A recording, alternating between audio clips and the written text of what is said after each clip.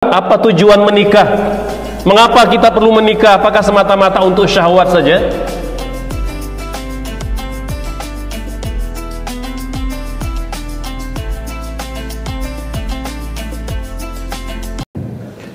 A'udzubillahi minasyaitonirrajim. Bismillahirrahmanirrahim. Assalamualaikum warahmatullahi wabarakatuh. Alhamdulillah wa syukurulillah wa la hawla wa la quwwata illa billahil aliyyil azim. Bapak Ibu yang Allah muliakan, alhamdulillah kita mengucap syukur kepada Allah Subhanahu wa taala pada pagi ini bisa bertemu kembali setelah mungkin beberapa jadwal saya absen ya karena kondisi kesehatan atau qadarullah sedang berada di kota yang lain. Bapak Ibu sekalian, pagi ini kita ingin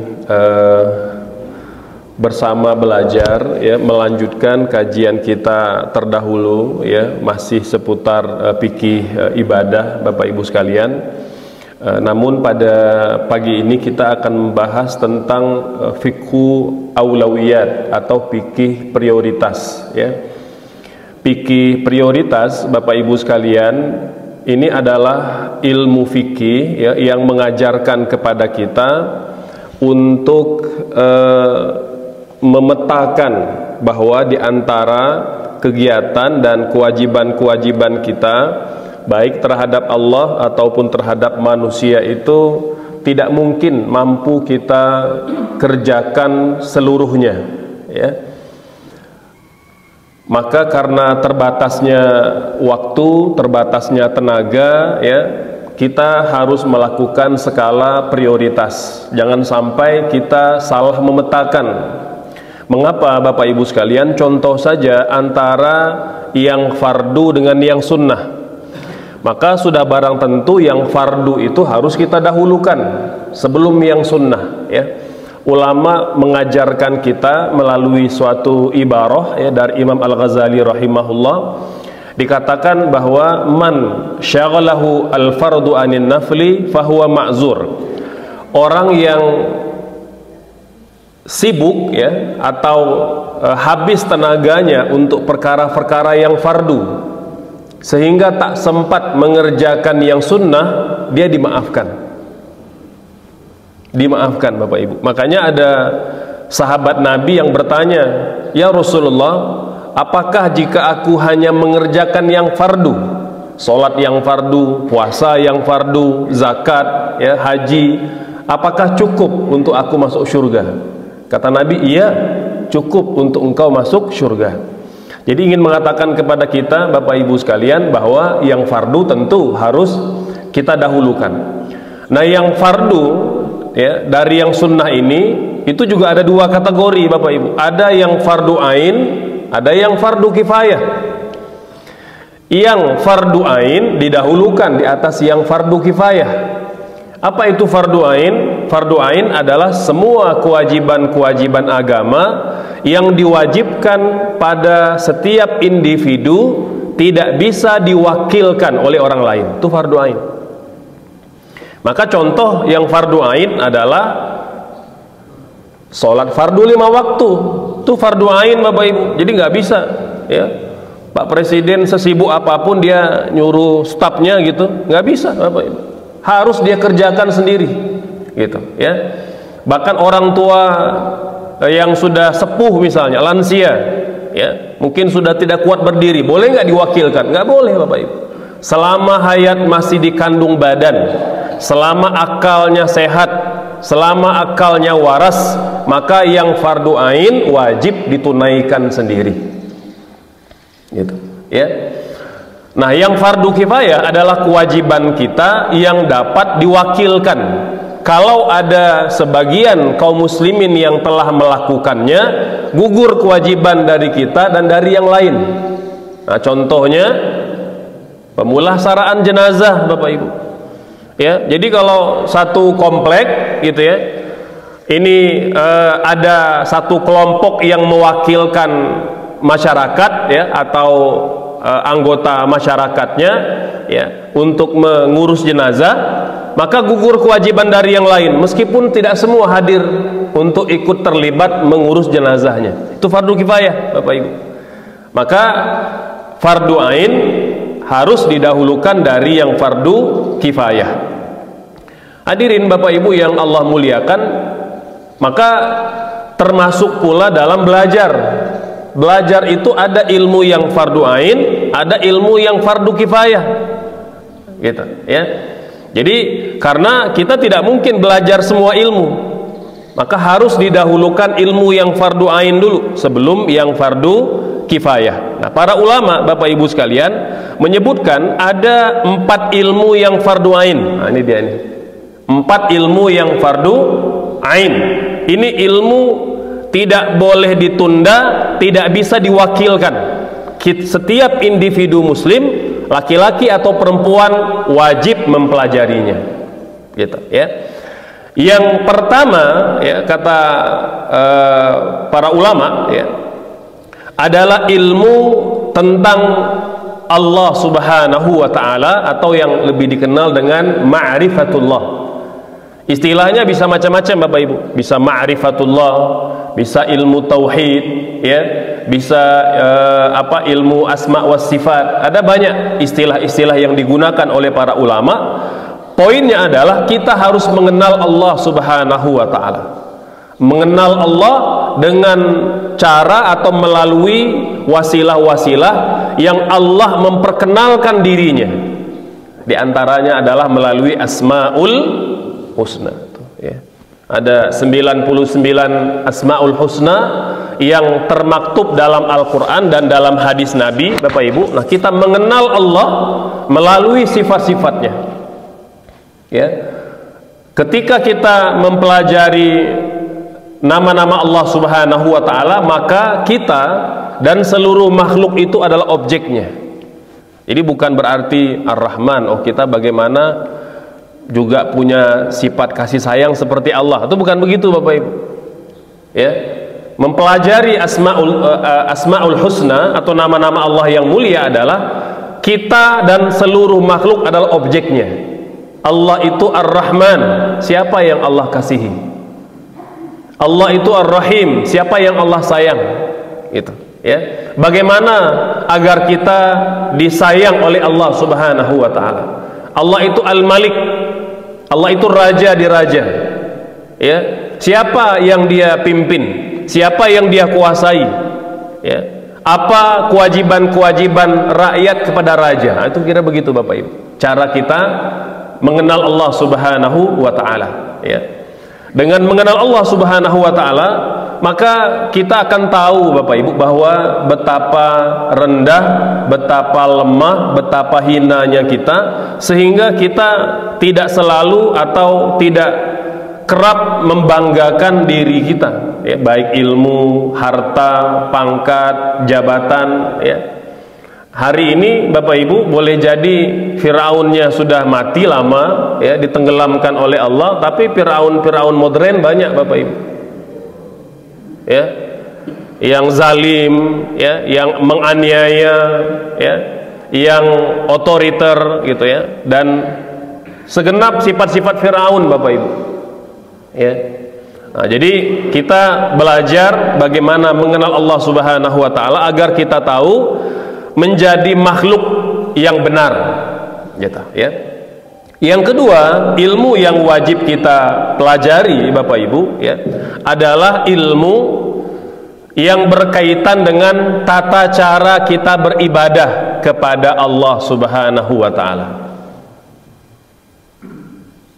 Ilmu tentang tata cara beribadah, tata cara berwudu, mandi junub, bertayamum yang benar, baik dalam kondisi normal atau kondisi tidak normal ya, dalam kondisi sakit, dalam kondisi sedang dirawat ya, dalam kondisi serba terbatas. Itu harus kita pelajari Bapak Ibu, karena banyak sekali kemudahan-kemudahan yang kalau kita pelajari itu semakin memudahkan kita untuk beribadah.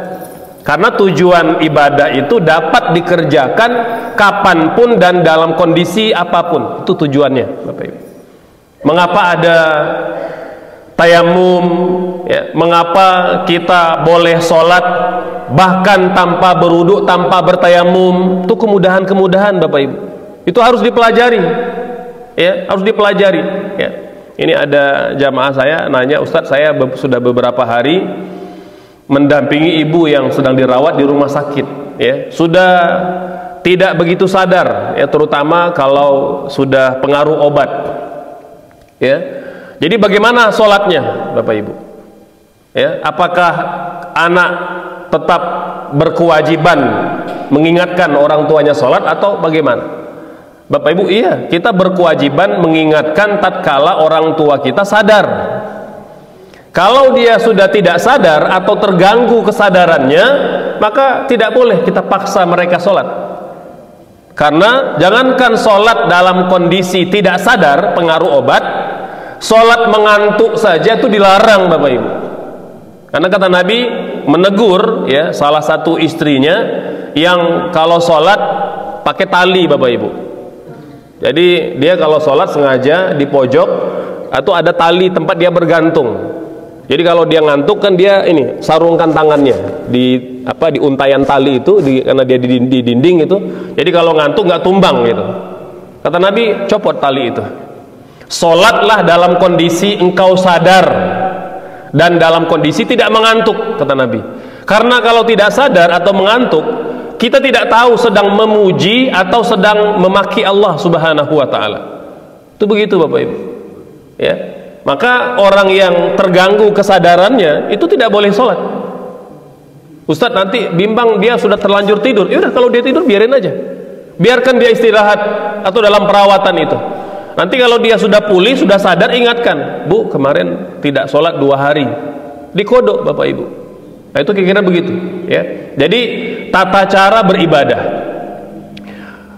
baik itu nanti berkaitan dengan sholat, dengan puasa, dengan berzakat, ya. Nah poinnya Bapak Ibu dalam beribadah ini adalah tata cara, bukan detail-detailnya. Kita tidak berdosa Bapak Ibu kalau tidak hafal hadis tentang sholat, nggak berdosa.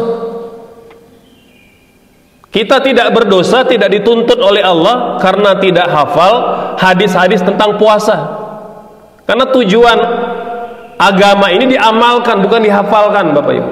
Agama ini tujuannya diamalkan, bukan dihafalkan. Dihafalkan itu kalau tujuannya mengajarkan, ya, mengajar, ya, itu nanti tentu mendapat keutamaan mereka yang menghafal, ya, diberikan kemuliaan, ya.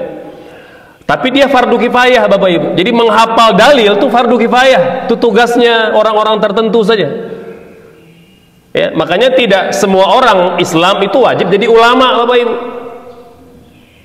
Tapi kita wajib menjalankan ibadah, ya. Maka tata cara sholat yang benar harus kita pelajari, tata cara puasa yang benar harus kita pelajari. Saya tanya Bapak Ibu, kan sudah pada belajar tentang tajwid, ya. Apa hukum belajar teori-teori dalam ilmu tajwid? Fardu ain atau fardu kifayah?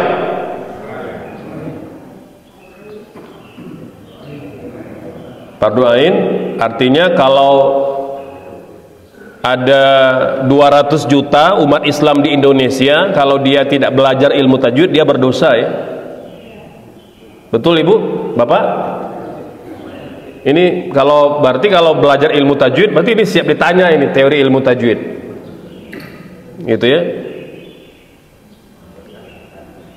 Bapak Ibu, sepakat para ulama bahwa yang namanya teori itu tidak wajib dipelajari oleh setiap individu muslim. Dia fardu kifayah, ya. Yang wajib Bapak Ibu pelajari adalah cara membacanya, cara membunyikannya, cara melafalkannya. Bapak Ibu, dulu waktu masih di Kairo di Al-Azhar Mesir, itu teman saya satu halakoh itu anak usia 6 tahun, ya, sama-sama nyetor dengan saya, ya, qiraah Hafs an Asim, ya. Itu Bapak Ibu, dia hafal Quran itu seperti Al-Fatihah. Mau dari depan, mau dari belakang, dibolak-balik dia hafal. Saya tanya, kamu tahu nggak apa yang dimaksud dengan ikhfa? Nggak tahu katanya. Apa itu idgham? Nggak tahu. Tapi tajwidnya bagus Bapak Ibu. Tapi dia nggak ngerti apa itu idgham, apa itu ikhfa, apa itu iqlab, apa itu idgham mimi, apa itu idgham mutamathilain, apa itu itbaq, ya, apa itu qalqalah, qalqalah sughra, qalqalah kubra, nggak ngerti dia. Tapi dia bisa membunyikan, melafalkan. Maka yang utama, yang wajib, yang fardu ain itu membaca Quran dengan tajwid Bapak Ibu, membacanya. Teorinya tak wajib dipelajari. Artinya kita pelajari itu untuk bisa membaca dengan benar. Tapi ibu-ibu tidak berdosa kalau tidak tahu. Ya, makanya kata Imam Al-Jazari, al-akhdhu bitajwidi hatmun lazimun. Lihat kata beliau, mempraktekkan tajwid itu wajib kata beliau. Yang tidak mempraktekkan dia berdosa. Artinya yang dituntut dari muslim itu mempraktekannya Bapak Ibu. Kan banyak orang yang dia bisa baca tapi dia nggak ngerti. Gitu. Sama juga Bapak Ibu. Ya, saya rasakan sudah lancar berbahasa Indonesia. Coba kalau tanya mana subjek, mana predikat, mana objek, mana kalimat tunggal, mana kalimat majemuk, mana kalimat ganda, mana kalimat yang fakta, mana kalimat berita, saya rasa banyak yang nggak ngerti ini. Karena memang kita tidak diwajibkan Bapak Ibu untuk tahu detail-detailnya. Untuk tahu detail-detailnya itu fardu kifayah Bapak Ibu. Ya, kalau diwajibkan ada berapa miliar umat Islam dunia nggak ngerti tajwid Bapak Ibu. Karena tujuannya adalah belajar ilmu tajwid itu semata-mata untuk benar membacanya, untuk tahu detail-detail teorinya, apalagi ngerti definisi-definisinya, itu tidak fardu ain Bapak Ibu. Nah itu yang saya maksudkan, bahwa ilmu tentang praktek beribadah itu yang fardu ain. Teori-teori detail-detailnya itu fardu kifayah. Makanya saya sering tegur, ya mohon maaf ya, kalau ada pengajian untuk orang awam bertahun-tahun belajar tentang teori-teori tajwid, itu fardu kifayah Bapak Ibu. Kecuali kalau memang majelis taklimnya targetnya melahirkan guru-guru tajwid, boleh, oke, nggak ada masalah. Kalau memang ditargetkan nih ibu-ibu menjadi guru-guru tajwid lagi, guru-guru Quran. Padahal kalau untuk diri sendiri Bapak Ibu cukup hal-hal yang fardu ain. Karena masih banyak ilmu yang lain yang wajib dipelajari. Ya, jadi jangan sampai nanti ditanya malaikat di kubur gitu ya, kenapa kamu tidak melakukan contoh kewajiban agama Bapak Ibu ya. Misalnya kan ada nanti dalam dalam hukum atau dalam ilmu itu tadi ada ilmu yang fardu, ada ilmu yang sunnah, nanti ada yang fardu ain, ada yang fardu kifayah. Yang ditanya oleh malaikat, apakah kamu sudah membayar zakat? Sudah malaikat. Berapa kadar zakat yang kau keluarkan setiap tahun? Nggak ngerti malaikat, karena saya sibuk belajar ilmu tajwid gitu. Ya ini Bapak Ibu sekalian sebagai otokritik untuk kita semua ya. Saya juga, karena istri saya Bapak Ibu itu beliau pengajar tajwid ya, beliau hafizah, beliau qiraatnya tersambung ke Rasulullah Sallallahu Alaihi Wasallam. Saya ingatkan ya, untuk orang awam udah belajarnya praktek membaca Quran cukup. Kecuali kita sedang mengkader ummahat ya, muslimat, patayat untuk mengajar umat, itu boleh serius, sungguh-sungguh ya, dipersiapkan memang dia untuk mengajar orang lain ya. Tapi kalau untuk dirinya sendiri cukup, karena ada banyak ilmu-ilmu lain yang wajib dipelajari Bapak Ibu sekalian. Nah, itu begitu Bapak Ibu ya. Nah itu jadi ada ilmu-ilmu yang harus kita dahulukan di atas ilmu yang lain. Yang ketiga, ilmu yang wajib dipelajari, ini penting Bapak Ibu ya. Ilmu yang wajib kita pelajari adalah ilmu tazkiyatun nafas. Tazkiyatun nafas, membersihkan hati dan membersihkan jiwa. Kalau berwudu, tayamum, mandi junub itu membersihkan kotoran-kotoran lahiriah, Bapak Ibu. Maka tazkiyatun nafas membersihkan kotoran-kotoran batiniyah yang tidak terlihat. Bagaimana kita membersihkan diri dari penyakit riya, penyakit pamer, sombong. Itu kan nggak bisa dibersihkan dengan wudu, Bapak Ibu. Tidak bisa dibersihkan dengan tayamum. Dendam, iri hati, hasad, kemudian suuzon, buruk sangka, prasangka, itu penyakit hati, Bapak Ibu. Nah, cara membersihkannya ada, ilmunya wajib kita pelajari. Ilmunya wajib kita pelajari. Misalnya kan kata Nabi, tidak akan masuk surga orang yang dalam hatinya ada kesombongan walaupun sebesar biji zarah. Masya Allah, sebesar biji zarah, Bapak Ibu, kesombongan, kita tidak akan masuk surga.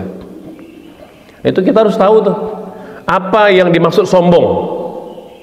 Kan kalau kita, Ustadz, sombong itu ya pakai pakaian bagus, pakai kendaraan bagus, itu sombong. Benar nggak Bapak Ibu begitu, Bapak Ibu? Ada sahabat Nabi sedang bicara tentang sifat-sifat sombong. Dia nanya, ya Rasulullah, kalau kita berpakaian bagus, beralas kaki bagus, berkendaraan bagus, sombong nggak? Kata Nabi, tidak, bukan itu sombong. Sombong itu dia tak dapat semata-mata dilihat, tapi dia adalah penyakit hati, kata Nabi. Maka membersihkannya itu bukan dibuang pakaian, sendal dan kendaraannya, tapi dibersihkan hatinya, Bapak Ibu sekalian. Nah, itu diantara bentuk bagaimana kita membersihkan hati. Kemudian makanya Bapak Ibu, membersihkan hati ini harus serius, menjadi pelajaran dan menjadi tema yang harus kita pelajari. Di samping belajar tata cara beribadah, tata cara mengenal Allah, itu juga tazkiyatun nafas wajib kita pelajari. Yang terakhir, yang keempat, Bapak Ibu, ilmu yang wajib kita pelajari, ilmu yang berkaitan dengan profesi dan amanah kita saat ini. Kalau ibu bapak berprofesi sebagai guru, maka ilmu tentang guru wajib dipelajari bagi ibu, bagi bapak, fardu ain. Dokter wajib belajar ilmu kedokteran. Presiden wajib belajar tentang ilmu kepresidenan. Gubernur, wali kota, camat, RT, RW wajib belajar bagaimana menjalankan pemerintahan amanahnya dengan baik dan benar. Itu begitu, Bapak Ibu. Nah, ini kan berbeda-beda, Jadi apa sekarang profesi kita? Nah, termasuk juga Bapak Ibu wajib mempelajari tata cara bagaimana menjadi suami yang baik, menjadi istri yang baik, menjadi orang tua yang baik. Itu wajib dipelajari, Bapak Ibu. Maka kan dalam kitab adab itu nanti ada adab kepada Allah, ada adab kepada Rasul, ada adab kepada Al-Quran, nanti ada adab akhlak kepada suami, adab akhlak kepada istri, adab akhlak kepada anak, kepada orang tua, kepada tetangga. Itu ada, Bapak Ibu. Itu wajib kita pelajari. Nah, itu yang kita katakan, apapun profesi kita hari ini, ilmunya wajib kita pelajari. Termasuk nanti Bapak Ibu, anak-anak kita, itu kalau sudah beranjak dewasa, jangan pikirkan semata-mata persiapan finansialnya. Kalau anak-anak mau nikah, gimana tabungannya? Jangan itu yang ditanya dulu, Bapak Ibu. Kalau anak kita mau nikah, tanya sudah ada belum ilmunya. Itu yang penting, Bapak Ibu. Karena saya nyari setiap hari itu mendampingi pasangan keluarga yang mau bercerai, Bapak Ibu. Kadang ada yang baru nikah 2 minggu mau bercerai, Bapak Ibu. Nah, itu karena saya melihat ya kita ada salah pengasuhan di situ. Ya, karena sejak kecil atau sejak dia remaja beranjak dewasa, tatkala kita bicara tema pernikahan, itu selalu yang kita ingatkan apa Bapak Ibu di masyarakat? Kebiasaannya apa? Finansial Bapak Ibu. Gimana tabungannya? Gimana pekerjaannya? Padahal Bapak Ibu, pernikahan bukan berarti tidak butuh uang, tapi ada yang lebih utama, tidak semata-mata uang.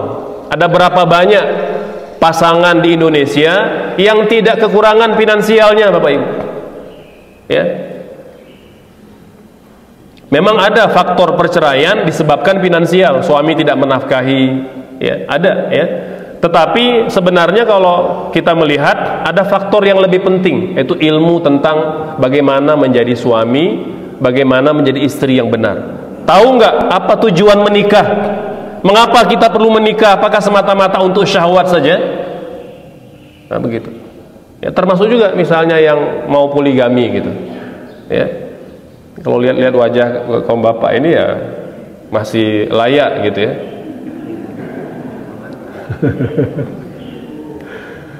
Sama Bapak Ibu, saya sering ingatkan ya, ini belum lama ya, jadi saya jadi penengah ya, biasa kan apa suami mau poligami istri tidak mengizinkan gitu ya, jadi saya minta jadi mediator. Saya tanya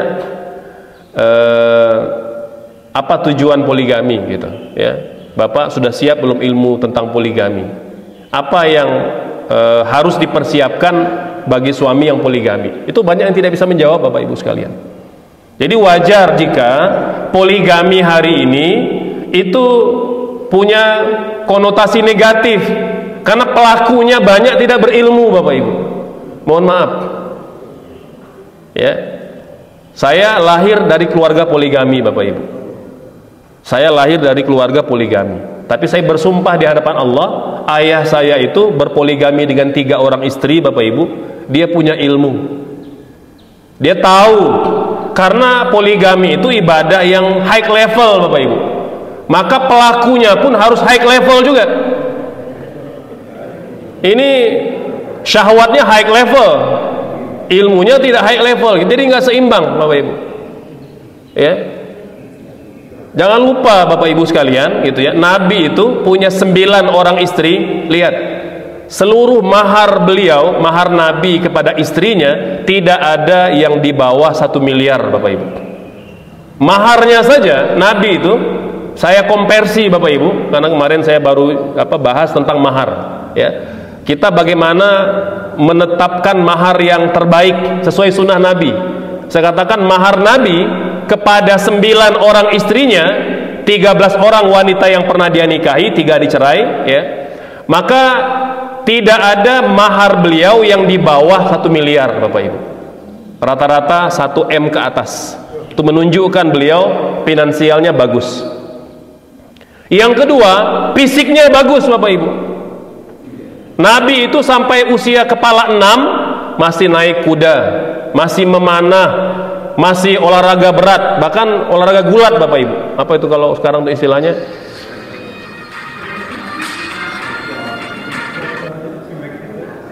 Ya, apa? MMA itu. Nabi bahkan pernah mengalahkan pegulat senior di Madinah Bapak Ibu, namanya Rukanah. Pegulat senior tak terkalahkan, tumbang di hadapan Nabi Bapak Ibu. Ini ingin menyebutkan Nabi itu kuat. Mohon maaf Bapak Ibu, Nabi itu bahkan pernah menggilir istrinya 9 orang dalam 1 malam. Ingin menunjukkan Nabi itu kuat, bagus fisiknya. Jadi kalau kita jalan dari rumah ke masjid cuma 300 meter sudah ngos-ngosan, janganlah Bapak Ibu, jangan poligami lah. Nanti menzalimi wanita. Jadi maksudnya boleh, tapi kita berkaca ya, kalau kata pepatah itu mengukur baju di badan sendiri ya. Ayah saya Bapak Ibu itu usia 60 tahun, kita masih naik gunung Bapak Ibu ya, 65 bahkan sampai usia 70 itu beliau masih menakodai kapal Bapak Ibu, karena kita ya punya kapal kecil, kapal barang. Itu beliau kadang 8 jam itu tidak tidur itu mengemudikan kapal Bapak Ibu, karena dia ngantuk saya gantikan gitu, ya, karena kami tinggal di kepulauan. Jadi ingin menunjukkan bahwa ada ibadah-ibadah yang kita harus ketahui ilmunya, ya. Nah, jadi jangan sampai kita menambah menambah daftar hitam praktek poligami yang tidak baik Bapak Ibu. Boleh ya, laki-laki kaya, laki-laki soleh berilmu, itu saya sarankan poligami Bapak Ibu. Tapi tadi ya, kaya dan sehat fisiknya. Tapi kalau misalnya nafkah istri aja masih Senin Kamis Bapak Ibu, ya, diminta istri transferan sekian-sekian kita masih cemberut misalnya, jangan poligami lah Bapak Ibu.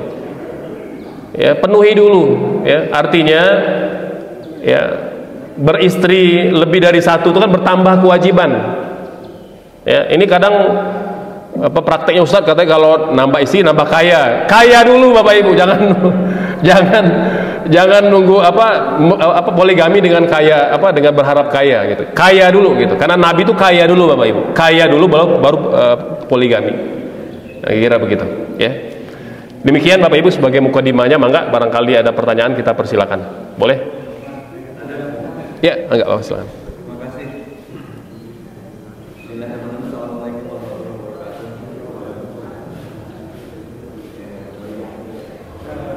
Hanya mohon penjelasannya, pemahaman tadi pada saat menjelaskan fardu ain tentang pemahaman Allah, ada kalimat tafakkur fi qawlillah wa tafakkur fi dzatilah. Pemahaman itu apa yang kita tidak boleh untuk memahami tentang dakwah. Terima kasih. Baik, Bapak Ibu yang Allah muliakan, prinsipnya dalam mengenal Allah, ya, kita mengenal bagaimana Allah memperkenalkan dirinya.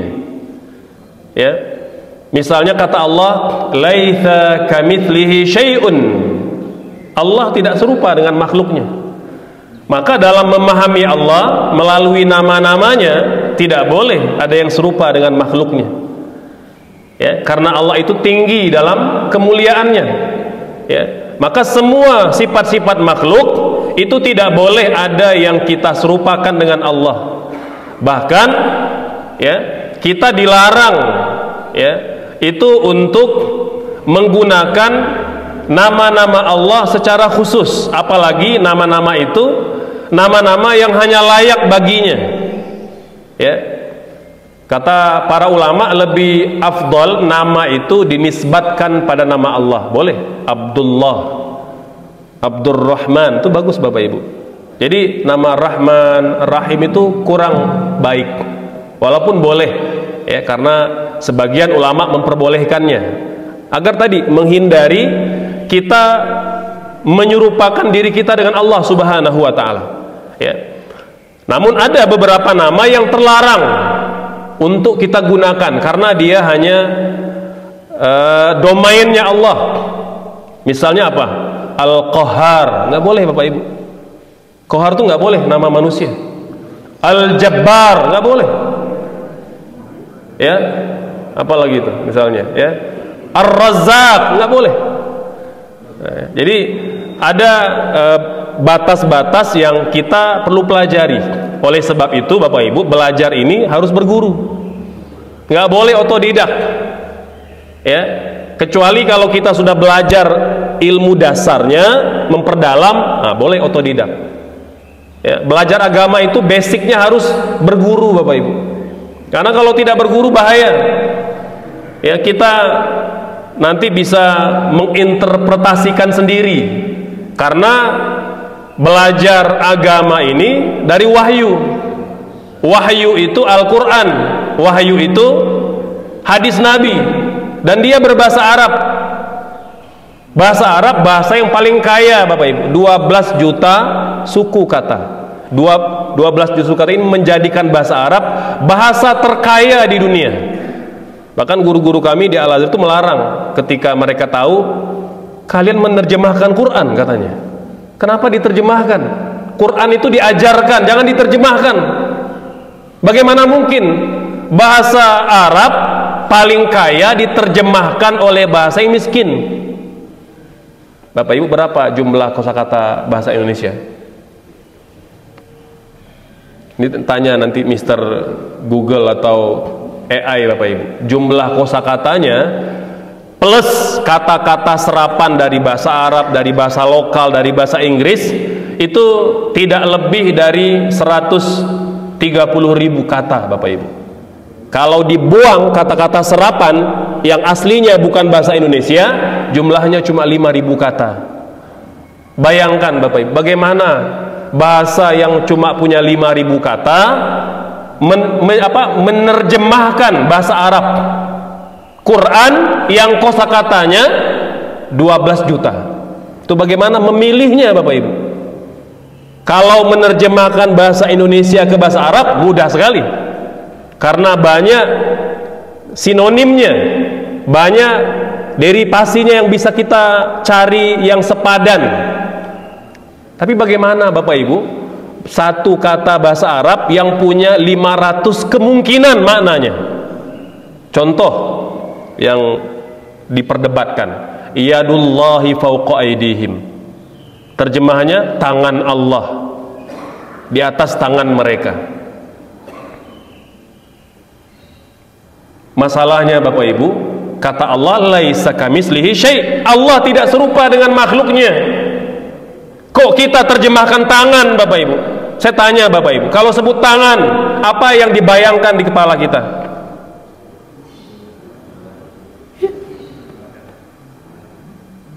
Ya tangan, mungkin bentuknya ada lengan. Kalau hewan ada mungkin ada tentakel, ada jari, ada kuku. Itu yang kita bayangkan Bapak Ibu.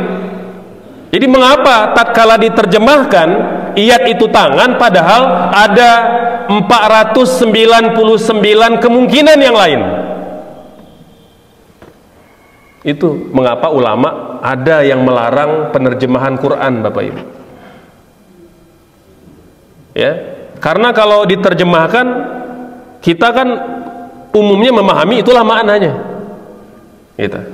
Oleh sebab itu Bapak Ibu, untuk belajar Quran nggak bisa dari terjemah, tidak bisa. Dia hanya langkah awal, setidak-tidaknya ya, untuk belajar makna Al-Fatihah. Kita mulai dari belajar terjemah Al-Fatihah, kira-kira begitulah. Mungkin hanya 1/20 atau 1/30 atau 1/100 Bapak Ibu terjemah itu dari makna yang harusnya kita pahami ya. Nah itu di antara prinsip-prinsip dalam mempelajari Allah Subhanahu wa Ta'ala ya. Jadi jangan sampai salah Bapak Ibu ya. Makanya ulama itu sampai muncul setidaknya 3 mazhab dalam bab akidah, dalam ilmu tauhid Bapak Ibu. Ada mazhab Athariyah, yang kedua ada mazhab Asy'ariyah, ada ketiga mazhab Maturidiyah. Itu karena perbedaan metode ilmu tadi untuk memahamkan umat agar tidak salah memahami Allah. Nah, itu yang ahlu sunnah Bapak Ibu ya. Ada Athariyah, ini mazhab alul hadis.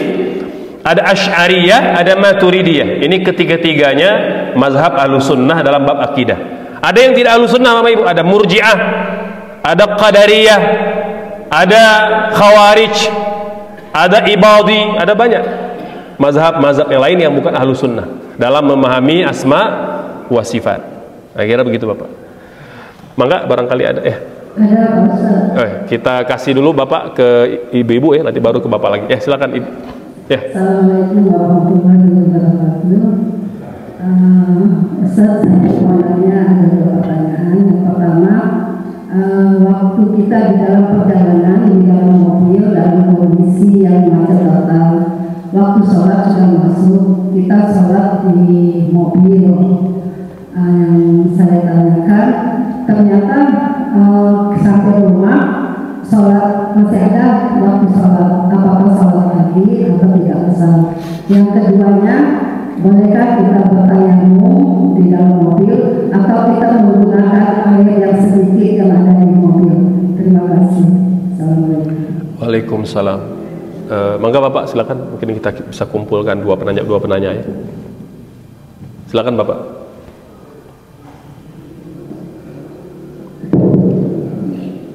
Assalamualaikum warahmatullahi wabarakatuh. Waalaikumsalam. Senang sekali dapat bertemu lagi dengan Pak Ustaz setelah dulu beberapa waktu. Alhamdulillah. Ada hal yang sering saya dengar dari beberapa pencerahan dari ulama-ulama kita, ustaz-ustaz kita, yang mengatakan bahwa ilmu agama yang wajib dituntut itu adalah makna syariat, bahwa kita wajib mempelajari ilmu itu adalah ilmu agama. Itu adalah melalui pondok-pondok pesantren, lembaga-lembaga pendidikan keislaman. Di luar itu katanya hukumnya haram.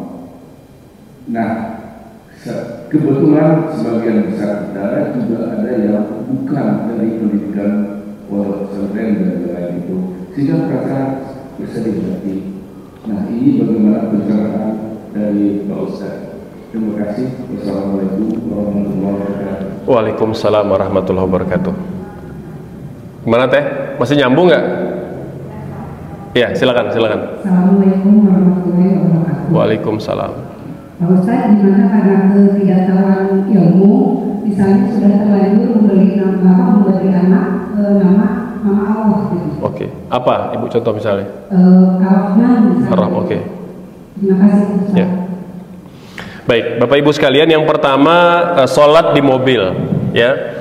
Kalau kita terjebak macet, ya, dan bukan musafir, ya. Kalau kita terjebak macet bukan musafir, maka saran saya, Bapak Ibu, yang disarankan pula oleh kebanyakan para ulama adalah menjamaknya, dijamak takhir gitu, ya. Tapi harus tahu bagaimana cara menjamak takhir. Contoh, kita mau pulang ke rumah, targetnya mau maghrib di rumah, ternyata macet di jalan. Ini kalau nunggu nyampe rumah kayaknya habis waktu maghrib, maka jangan nunggu habis waktu Bapak Ibu, langsung saja niatkan jamak takhir. Itu opsi yang saya rasa lebih baik, gitu ya. Karena prinsip dasarnya Bapak Ibu, kata para ulama, sholat fardu itu tidak di atas kendaraan, kecuali memang darurat sekali. Nabi, Bapak Ibu, tidak pernah sholat fardu di kendaraan. Beliau yang pernah sholat sunnah, sholat tahajud di kendaraan pernah. Tapi fardu beliau selalu turun, ya, nyari tempat untuk sholat. Sehingga kata para ulama adalah upayakan kita sholatnya tidak di atas kendaraan, gitu, ya. Makanya dalam mazhab Syafi'i, Bapak Ibu, misalnya itu orang yang di atas pesawat boleh sholat asal dia bisa sempurna tegak berdiri ruku sujudnya. Itu dalam mazhab Syafi'i, ya. Boleh sholat di pesawat. Nah, maka kalau naiknya Saudia, nah, bisalah sholat karena ada musolanya. Tapi kalau naiknya Air Asia gitu, ya kursi juga sempit gitu, ya nggak bisa sholatnya. Pasti kita akan berdiri, mungkin bisa ke ruku sujud, nggak bisa, gitu. Memaksa nanti bisa mengganggu orang lain, gitu, ya. Maka dalam mazhab Syafi'i itu ada istilahnya sholat hurmatan lil waktu, sholat menghormati waktu, ya. Karena tidak mungkin sholat, maka sholatnya di pesawat itu untuk diulang nanti nyampe di lokasi. Tentu berat Bapak Ibu, ya. Jadi pilihan-pilihannya, kalau terjebak macet maka upayakan sholatnya di jamak takhir. Kenapa Ibu? Iya, nanti nyampe di rumah. Kalau memang waktu isya belum masuk, nunggu waktu isya. Kalau seandainya meleset, ini kayaknya nyampe isya di rumah nih, habis waktu maghrib, udah langsung niatkan sholat jamak takhir. Oh, nyampe di rumah, oh ternyata lebih cepat 5 menit, nunggu aja, nunggu sampai masuk waktu isya, baru nanti kita sholatnya di jamak takhir, karena kita sudah niat, gitu, ya. Nah, atau tadi pilihan kedua Ibu, misalnya ini macetnya bisa berjam-jam misalnya, gitu, udah sholat di apa namanya di mobil boleh. dalam kondisi yang darurat. Termasuk Imam Ahmad Bapak Ibu memperbolehkan sholat di kendaraan walaupun tidak sempurna ruku dan sujudnya, asal kondisinya darurat. Bimbang nanti kan kalau kita dari Jakarta Madinah kan lama itu, kalau di kodok nanti nyampe di Madinah kebanyakan sholatnya, takut kita udah capek lelah, udah sholat di pesawat kata beliau. Itu pilihan mazhab yang kita ambil, mazhab Hambali Bapak Ibu, yang memperbolehkan sholat di atas kendaraan, ya. Maka tadi dalam kondisi mungkin macetnya berjam-jam, ibu boleh sholatnya di mobil, ya semampunya, dengan ruku yang terbatas, sujud yang terbatas, gitu ya. Nah, bagaimana cara berwudunya? Kalau bisa wudu air, wudu pakai air, ya. Kalau tidak memungkinkan atau justru nanti akan mengganggu yang lain karena mungkin kita tidak sendirian, beda kalau itu mobil kita, gitu ya. Kan mobil kita kan tinggal nyari tempat yang kita nanti bisa bersihkan. Kalau memang tidak memungkinkan, maka bisa diganti dengan tayamum Bapak Ibu. Tayamum boleh, itu bukan semata-mata karena tidak ada air, tapi juga karena kesulitan menggunakan air. Boleh tayamum. Ya kira begitu, ya. Belajar agama, ya, menurut saya ya kurang tepat ya kalau dikatakan belajar ilmu yang lain haram, ya, karena Bapak Ibu sekalian, contoh Nabi menugaskan Salman Al-Farisi belajar bahasa-bahasa dunia. Nabi memerintahkan misalnya beberapa orang sahabat untuk belajar hitung-hitungan. Itu menunjukkan bahwa tidak semata-mata ilmu agama yang wajib dipelajari, tapi ada ilmu-ilmu lain yang wajibnya bisa individu atau bisa wajibnya kifayah tadi, ya. Bayangkan Bapak Ibu, di dunia ini kan lebih banyak orang yang belajar ilmu bukan ilmu agama, gitu, ya. Bayangkan kalau pandangan itu yang dipahami oleh masyarakat kita, ada berapa miliar umat manusia berdosa, gitu, ya. Dan Bapak Ibu, ya, tadi kita katakan bahwa dalam menjalankan kewajiban kita kepada Allah, dia kan tidak semata-mata ilmu praktek ibadah mahzoh. Nanti ada yang menjadi aktivitas yang wajib dipelajari. Nah, contoh misalnya apa kata Nabi, ajarkan manusia dengan bahasa kaumnya. Berarti kalau mau berdakwah ke suku di pedalaman Papua harus belajar bahasa lokal, maka mempelajarinya wajib bagi pendakwah yang datang ke sana. Akhirnya begitu Bapak, ya. Jadi kurang tepat seandainya kalau kita katakan bahwa belajar ilmu yang lain itu haram, ya. Hanya mungkin saya mencoba berhusnuzon, mungkin yang dimaksudkan itu adalah belajar ilmu-ilmu yang mendatangkan mudarat, ya. Misalnya ilmu sihir, haram Bapak Ibu dipelajari, gitu ya. Apalagi ilmu flexing hari ini, ya, ilmu nipu orang, haram dipelajari, gitu, ya. Itu kan ada itu yang suka bikin konten-konten YouTube, gitu ya, cara membuka kunci rumah, itu kan bahaya Bapak Ibu. Itu mempelajarinya bisa haram karena bisa mendorong orang untuk melakukan praktek pencurian. Nah, tadi Bapak Ibu, kata para ulama, kalau mau menggunakan nama Allah, ya, ini ada dua pendapat. Ada yang mengatakan haram sama sekali, yang kedua memperbolehkan. Yang memperbolehkan Bapak Ibu tidak boleh pakai alif lam qamariyah atau alif lam samsiyah, tidak boleh pakai al, ya. Jadi nggak boleh Ar-Rahman itu nggak boleh Bapak Ibu, ya. Semua nama Allah yang diawali dengan alif lam, baik qamariyah ataupun syamsiyah, itu tidak boleh kita gunakan kecuali dinisbatkan dengan kata lain. Misalnya Abdurrahman itu ada alif lamnya, Abdullah kan ada alif lamnya, gitu ya, Abdur Razzaq, gitu. Nah, tapi kalau Ar-Razzaq nggak boleh. Kalau Razzaq, Rahman, Rahim, sebagian ulama memperbolehkan, ya. Jadi itu terkait dengan nama. Wallahu alam. Mangga mungkin masih ada. Silakan. Pak Ustaz, maaf, ya. Mengenai nama, kalau seandainya waktu yang tidak bisa dijamak seperti asar dan subuh itu bagaimana? Dan yang keduanya, seandainya kita berangkat dari rumah mulai subuh tidak bisa belum masuk duha. Nah, kebetulan kita punya ada hajat untuk kajian atau menjadi penanggung jawabnya, sehingga pas nyampe di tempat waktu duha itu terabaikan gitu, karena mempersiapkan acara ini. Apakah dengan kita mengalihkan perhatian kepada terselenggaranya acara ini sebanding dengan kita melaksanakan waktu duha? Itu saja. Terima kasih. Dari Bapak ada lagi? Mangga Pak, silakan.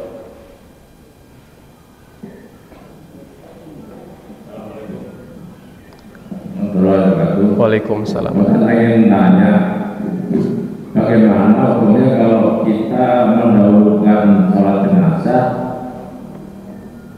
dibandingkan dengan sholat sunnah ba'diyah? Saya kira itu aja. Waalaikumsalam warahmatullahi. Baik, Bapak Ibu, tentang asar dan subuh yang tidak dapat dijamak dengan sholat setelahnya, maka kita tidak jamak, gitu ya. Mungkin kalau asar ya dengan sebelumnya, gitu ya. Jadi zuhur dengan asar itu bisa dijamak, baik di takdim atau di takhir, gitu ya. Kemudian maghrib isya juga bisa ditakdim, bisa ditakhir. Dan Bapak Ibu, jamak ini kan tidak hanya untuk musafir. Jamak ini orang yang berkebutuhan khusus atau yang berkondisi khusus, dan itu tidak tiap waktu, sesekali saja, ya. Nah, ini belum lama Bapak Ibu kami ada kelas ya bersama guru kami, ya. Kita sudah tahu beliau dari luar kota, gitu ya.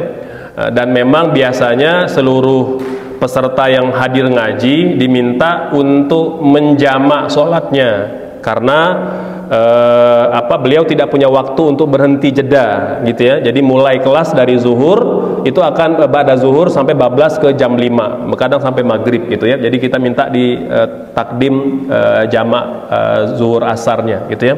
Nah, satu ketika itu ada peserta baru Bapak Ibu, gitu ya. Sudah diingatkan silakan peserta yang mau ikut kajian hari ini atau bulan ini menjamak takdim sholatnya. Nah, di pertengahan Bapak Ibu jam 5, gitu ya. Ini yang ternyata yang tadi belum sholat, gitu ya.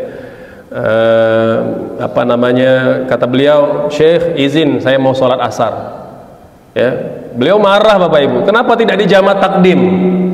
Dijawab, kan saya tidak musafir. Saya tidak musafir, katanya. Terus kata Syekh tadi, memang siapa yang bilang jamak itu harus untuk musafir saja, kata beliau.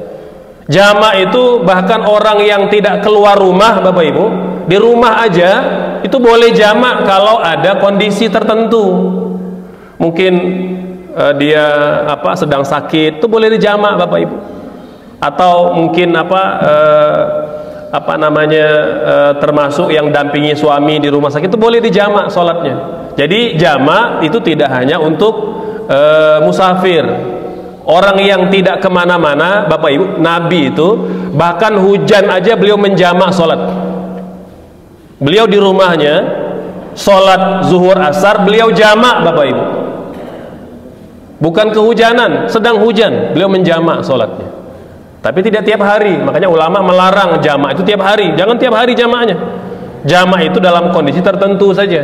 Termasuk, Ustadz saya ke kondangan cucu nikah hari ini, gitu. Boleh dijamak Bapak Ibu sholatnya, ya. Tapi jangan tiap hari kondangan. Tiap hari kondangan, tiap hari jamak jadinya, gitu.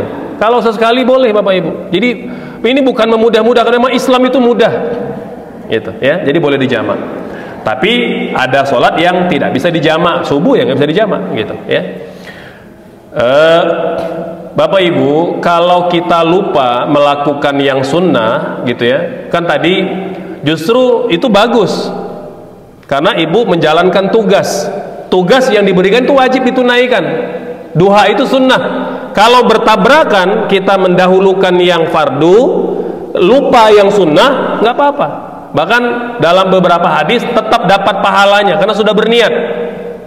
Nah itu jangan pelit untuk banyak berniat. Ini apa? Niat aja dulu. Niat haji, niat aja dulu. Niat umroh, niat infak, niat wakaf, gitu ya. Karena niat telah tercatat sebagai pahala. Kemudian bagaimana mendahulukan sholat jenazah daripada sholat sunnah? Boleh. Ya, jadi bergantung kepada amir, kepada pemimpin di tempat itu. Mungkin kalau di sini ketua DKM atau mungkin Pak RT, Pak RW gitu ya, Bapak Ibu, agar jenazahnya segera bisa dibawa ke pemakaman, mohon izin kita menyegerakan sholat jenazah, nanti sholat ba'diyahnya diakhirkan, boleh begitu. Jadi lebih kepada adab saja Bapak ya, jadi kita memberitahu bertata krama ya kita kepada kaum muslimin yang lain. Masih ada? Mungkin ya Bapak, mungkin yang terakhir satu, yang di sini masih ada lagi? Masih ada? Oke, yang terakhir ya, silakan Bapak. Ini Ustaz, di kita kajian kita beberapa tahun yang lalu di sini ya di rumah terkait dengan kajian tauhid.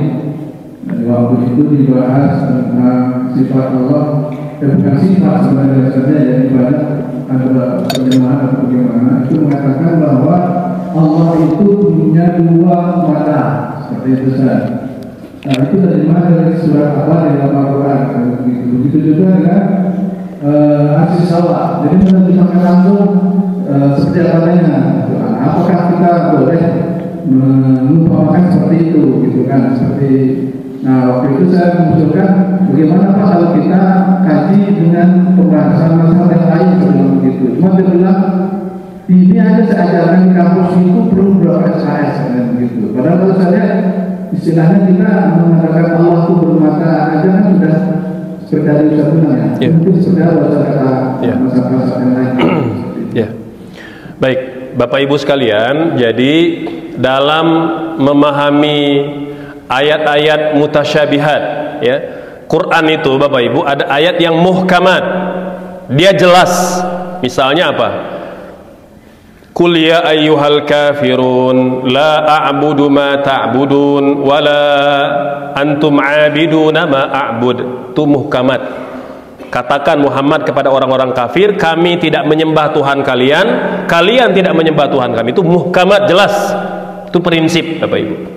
Tapi ada ayat-ayat yang mutasyabihat, yang tidak jelas. Tadi misalnya ya, yadullahi fawqa aydihim. Kemudian ada ayat misalnya tadi ya, misalnya ada ayat wallahu khabirum bima ta'malun ya. Dan ayat serupa ini kan menunjukkan bahwa Allah itu melihat ya.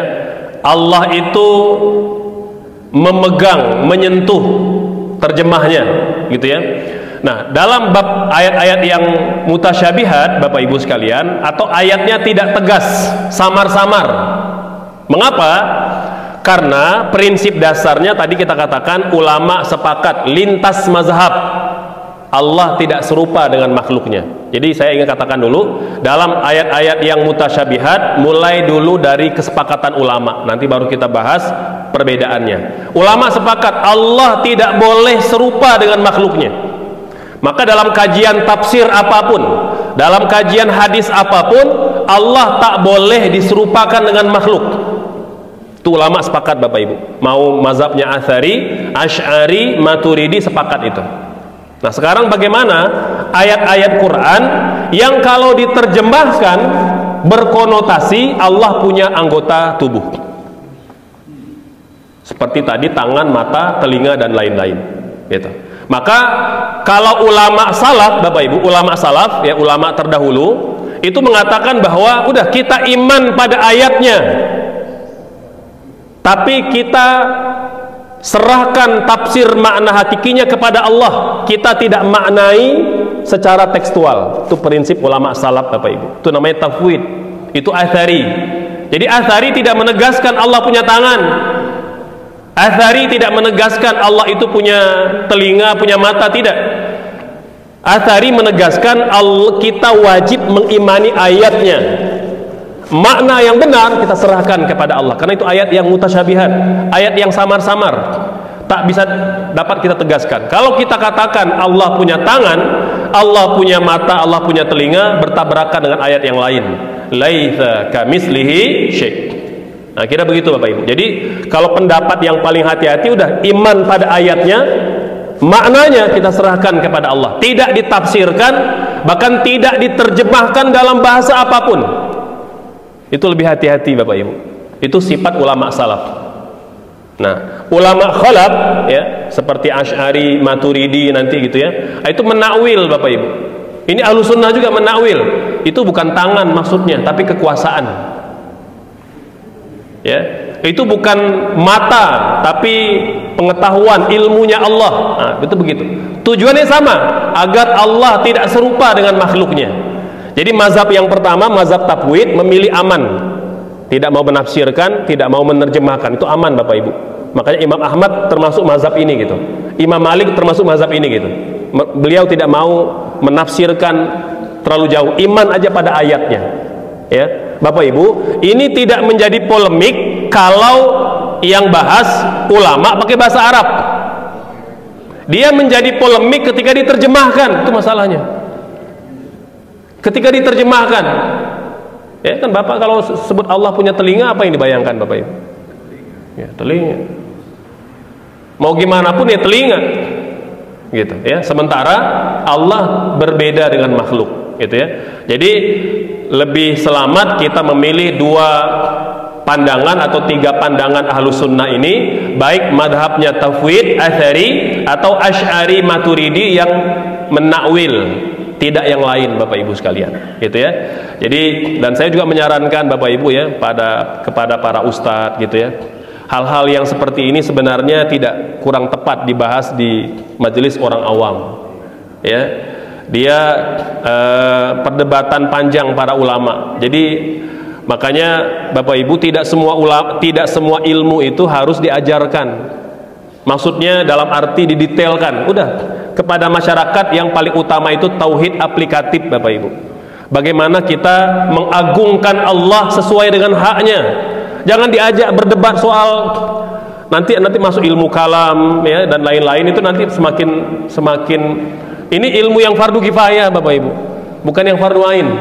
Nah, jadi yang mengenal detail-detail ini ya tentang perdebatan Atsari, Asy'ari, Maturidi itu fardu kifayah. Itu cukup domainnya kiai, ulama, ustadz aja Bapak Ibu. Untuk orang awam jangan ya. Jadi saya minta ini semoga perekaman ini sampai kepada para ustadz ya, para penceramah, mohon gitu ya, untuk tema-tema berat ini itu tidak disampaikan kepada masyarakat. Itu biar diskusi di antara majelis bahsul masail, majelis tarjih ya, kajian ilmu para ustadz boleh. Itu boleh berdebat karena memang semua kita pada level ilmu yang sama ya. Tapi kalau di orang awam itu boleh jadi bisa menimbulkan fitnah gitu ya. Kita ingin menyatukan umat, ini bisa bertengkar gara-gara hal-hal yang seperti ini. Demikian Bapak Ibu sekalian, semoga bermanfaat. Insya Allah panjang umur, sehat semua. Kita bertemu lagi di bulan depan. Barakallahu fikum. Wassalamualaikum warahmatullahi wabarakatuh.